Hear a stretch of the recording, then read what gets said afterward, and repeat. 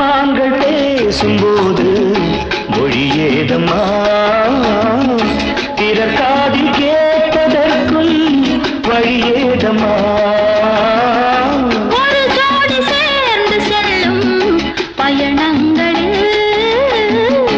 உறவழி வேறு இல்லை கவனங்களில்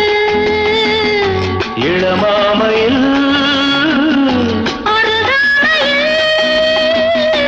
வந்தாடும் வேளை இன்பம் கோடி என்று அனுபவம் சொல்லவில்லையோ தம்மா கரவாட்டு கூட முன்னாடி போ என் மன்னவன் காதலன் என்னை பார்த்ததும்